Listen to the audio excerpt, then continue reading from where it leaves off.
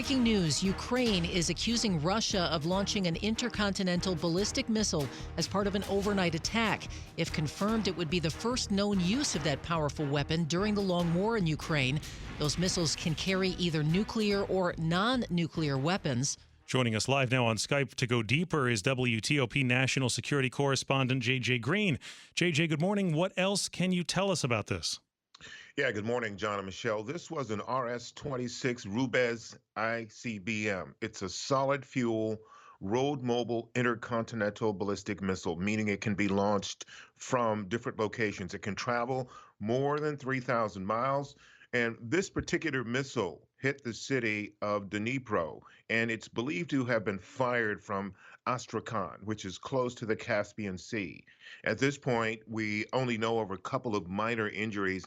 You know, there have been media this morning quoting U.S. officials saying this was not an ICBM. But Ukrainian President Volodymyr Zelensky said a short while ago in a statement on Telegram, today there was a new Russian rocket.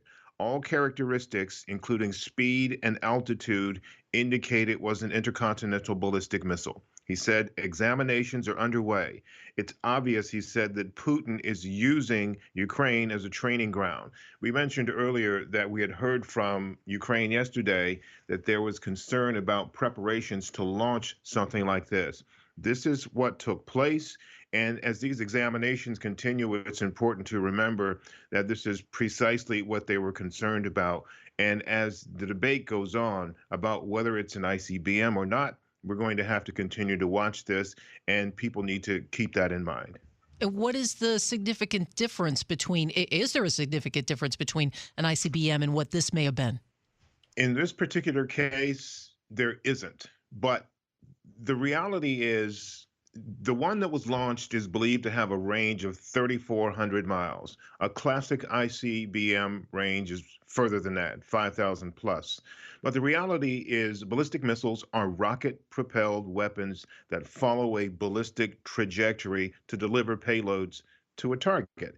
And they can carry conventional, chemical, biological, or nuclear munitions, regardless of the size. So the point that I'm making this morning is let's not get confused and off track on whether it was an ICBM or a ballistic.